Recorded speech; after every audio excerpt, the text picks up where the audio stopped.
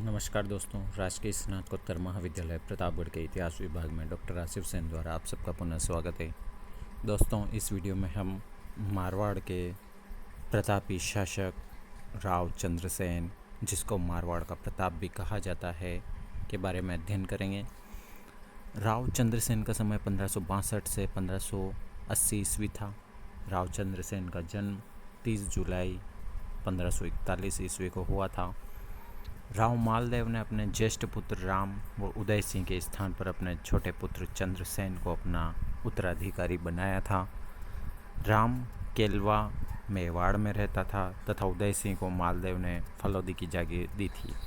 अतः पिता का देहांत होने पर सामंतों के विरोध के कारण 31 दिसंबर 1562 ईस्वी को चंद्रसेन जोधपुर का शासक बना।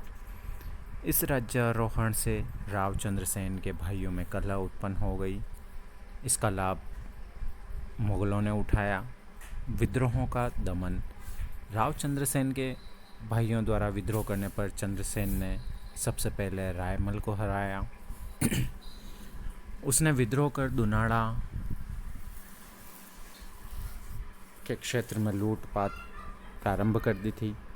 चंद्रसेन ने राम को भी हराया। इसी समय उदय सिंह ने कांगाणी के पास लांगड़ गांव में उपद्रव किया। चंद्रसेन ने उदय सिंह को लोहावट के युद्ध में बुरी तरह हराया। शाही सेना का जोधपुर पर कब्जा करना। राव चंद्रसेन ने अपने भाई राम के विरुद्ध एक सेना भेजी, जिसने राम को नाडोल के युद्ध में बुरी तरह हराया। राम भागकर अजमेर के मुगल सूबेदार की शरण में जा पहुंचा, किंतु मारवाड़ के सरदारों ने चंद्रसेन को समझाकर दोनों भाइयों में संधि करा दी थी, जिसके अनुसार राम को सोजत परगना जागीर में दिया गया। लेकिन राम इससे संतुष्ट नहीं था। अतः राम नाराज होकर बादशाह अकबर के पास पहुंचा और बादशाह अकबर ने से सहायता मांगी।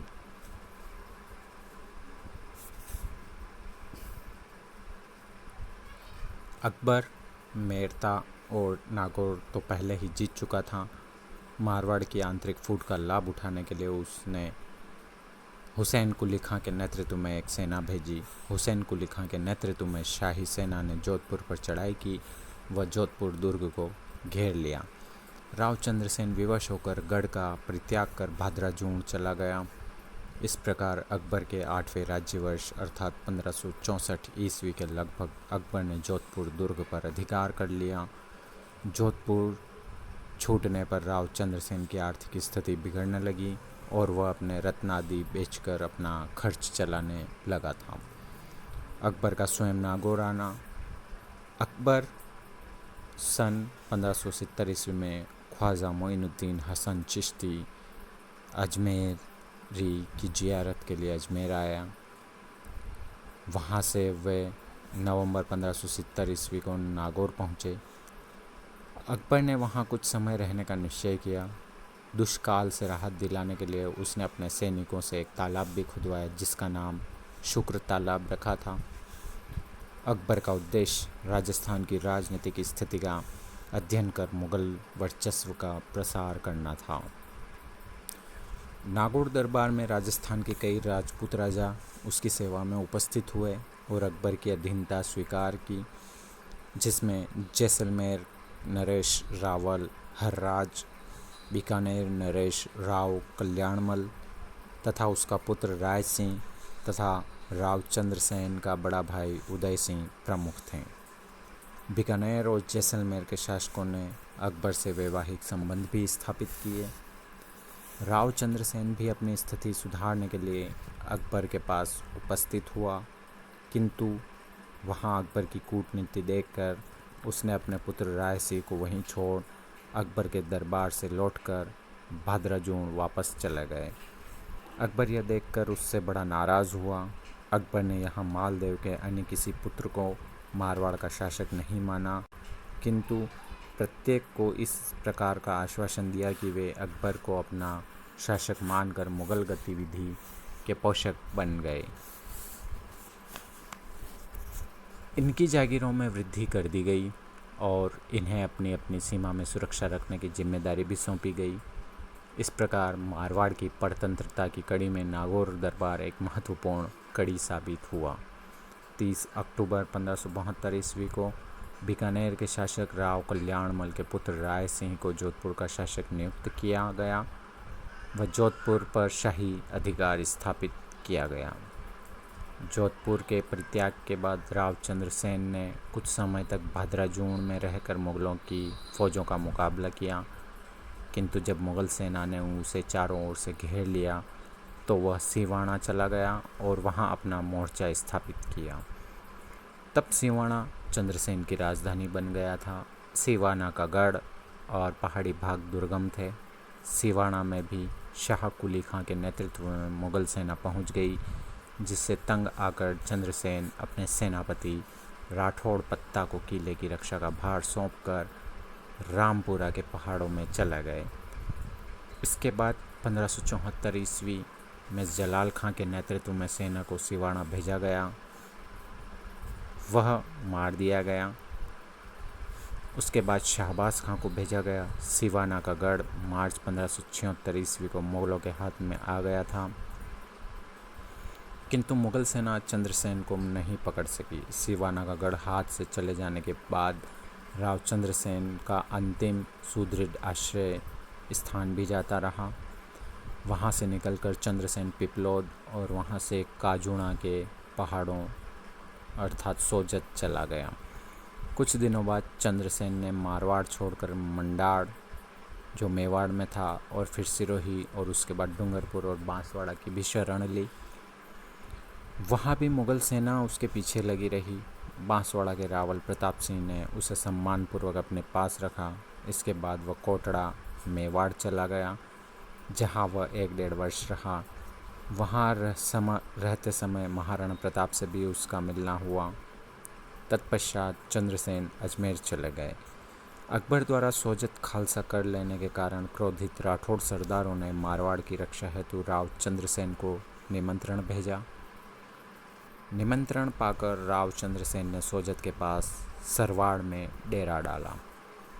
राव चंद्रसेन ने 19 जुलाई 1579 ईस्वी को सोजत पर अधिकार किया। चंद्रसेन ने अजमेर सूबे पर भी आक्रमण किया, किंतु मुगल सेना के आने पर अंत में चंद्रसेन सारण के पहाड़ों अर्थात सोजत में चले गए। वहाँ से कुछ दिनों बाद सिचियाई या सचियाप के पहाड़ों में चंद्रसेन चला गया। सिचियाई के पहाड़ों में रहते हुए ही एक दिन राठौड़ बैठसल के यहाँ भोजन करके वापस लौटने पर 11 जनवरी 1581 ईस्वी को राव चंद्रसेन का देहांत हो गया। अनुमान है कि उनकी मृत्यु विष देने के कारण हुई थी। सारण में जिस स्थान पर इनकी दाह क्रिया की गई थी, उस स्थान पर इनकी संगमरमर की राव चंद्रसेन की घोड़े पर सवार प्रतिमा अब तक विद्यमान है और उसके आगे 5 स्त्रियां खड़ी है। इससे प्रकट होता है कि उसके पीछे 5 रानियां सती हुई थीं। राव चंद्रसेन ही अकबरकालीन राजस्थान का प्रथम मनस्वी वीर और स्वतंत्र प्रकृति का नरेश था और महाराणा प्रताप ने इन्हीं के दिखलाए मार्ग का अनुसरण किया। वास्तव में उस समय राजपूताना में महाराणा प्रताप और राव चंद्रसेन यही 2 वीर अकबर के आँखों के कांटे बने थे। राव चंद्रसेन ने सिवाना की पहाड़ियों का आश्रय लेकर मुगल सेना से टक्कर ली। चंद्रसेन अंतिम राठौड़ शासक था जिसने अकबर की अधीनता को नकारते हुए कष्टों के मार्ग को अपनाया था। इसकी मृत्यु के साथ ही राठौड़ों की स्वतंत्रता का स्वप्न भी समाप्त हो गया था।